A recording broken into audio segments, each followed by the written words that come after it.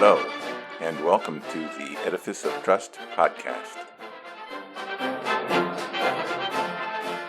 The Edifice of Trust podcast is a thoughtful discussion of today's current events from the perspective of America's founding principles.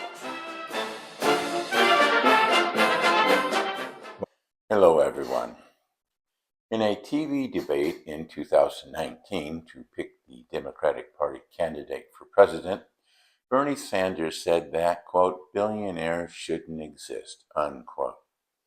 Democratic socialist Zohran Mamdani echoed this sentiment in his recent campaign to be mayor of New York City. But I wonder why anyone would actually say that, given the disastrous outcomes of previous socialist and communist regimes, such as the Soviet Union, Venezuela, Cuba, and a host of African countries. People should realize that these economic models don't work. But surely in the wealthiest, most powerful country in the world, the United States, can't we share the wealth a bit? But even the current U.S. welfare state, although far short of the socialist ideal envisioned by Sanders and Mamdani, is doomed to failure. Let me explain. In the United States, about 21.5% of the population is under 18. This segment of the population produces very little, but consumes a lot. It's not their fault. That's just the nature of children. Another 19% of the population is over 65 years old. This segment of the population also consumes more than it produces.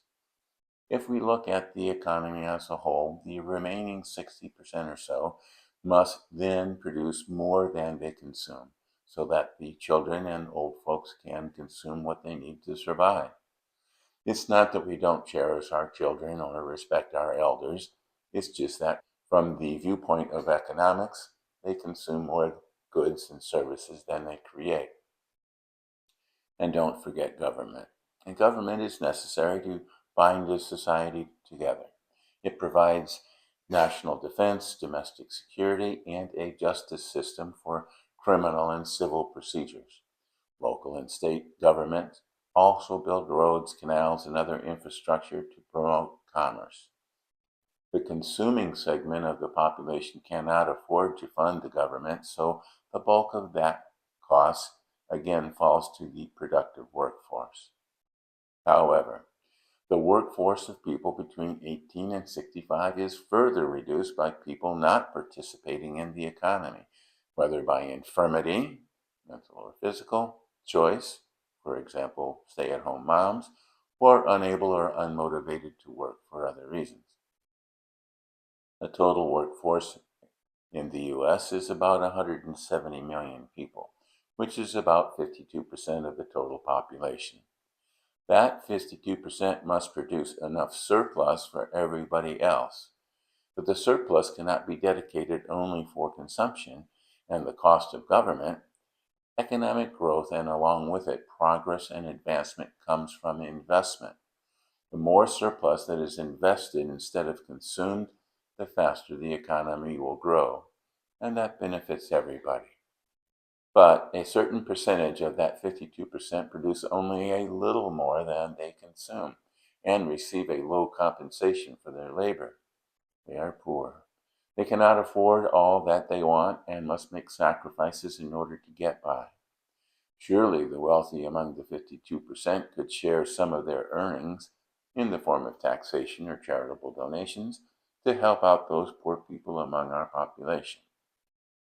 But receiving taxpayer-paid entitlements or charitable donations increases the consumption of poor people, but comes at the cost of reducing the amount available to fund economic growth.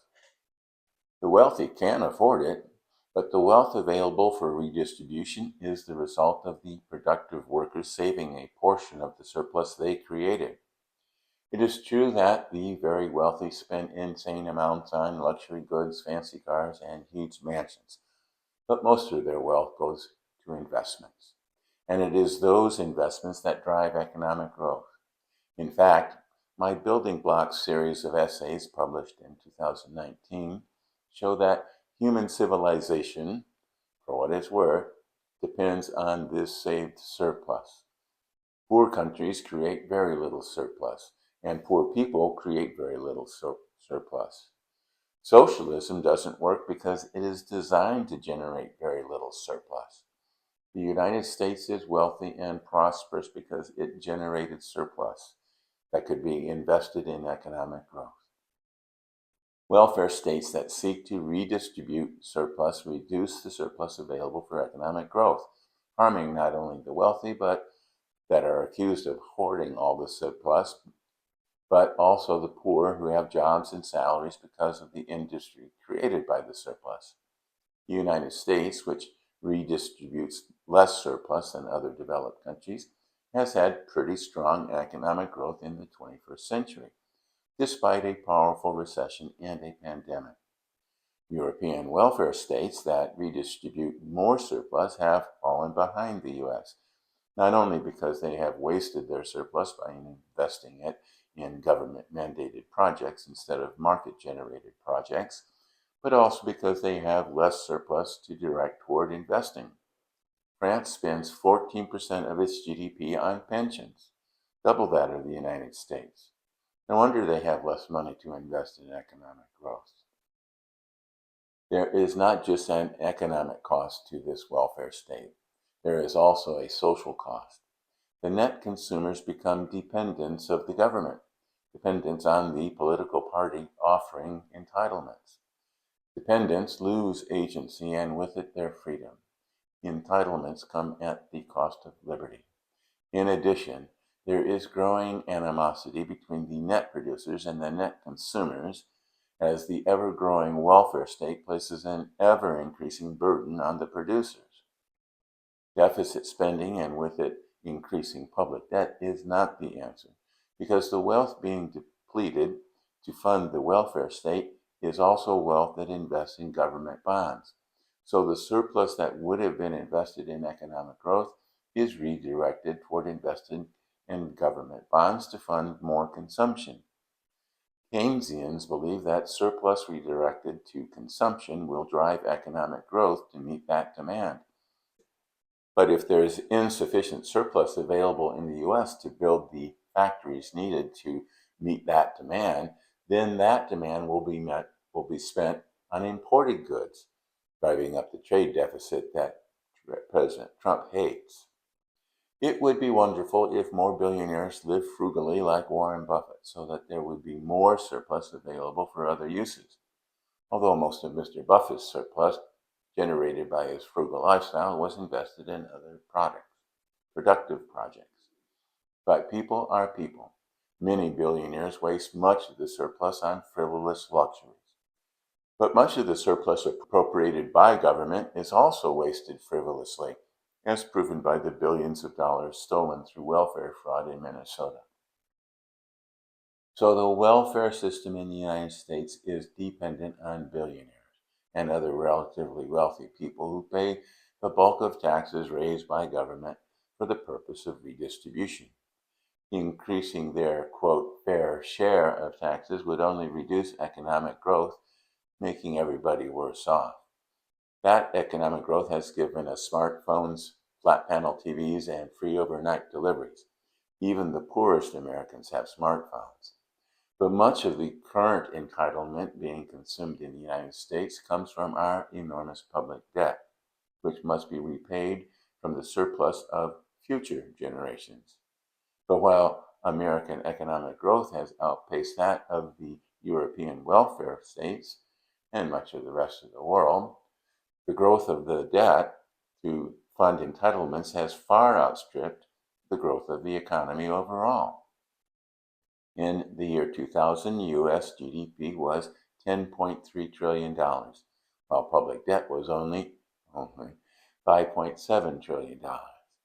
By the end of 2025, our economy had grown to $30.6 trillion, but our debt had ballooned to $38.4 trillion. Billionaires alone cannot solve this problem. This is an unsustainable system. In the run-up to the 2026 elections, it is unlikely that any candidate will run pledging to reform entitlements. Entitlements, once granted, are almost impossible to reform, let alone get rid of. Although the Swedes were able to do that in the 1990s and included a, quote, braking system to prevent overspending. Also, their pension system routinely runs a surplus, unlike ours, which is practically broke. Our American politicians running for office can't bribe voters by just continuing current entitlements. There is continuous pressure to increase entitlements and subsidies as politicians place their political careers ahead of the public good. This is the insidious nature of the welfare system. It is politicians buying votes with entitlements funded by other people's money that shouldn't exist. President Trump ignores our massive debt problem and refuses to consider reform of the most costly entitlement programs. I am very worried that President Trump will solve the massive debt problems of the United States the same way he did for the debts of his business ventures before he became president. He declared bankruptcy 6 times. Donald Trump survived those bankruptcies okay, but everybody else got screwed.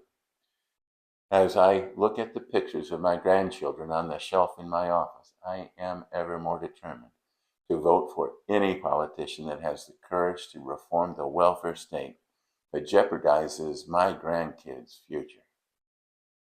Thanks for watching.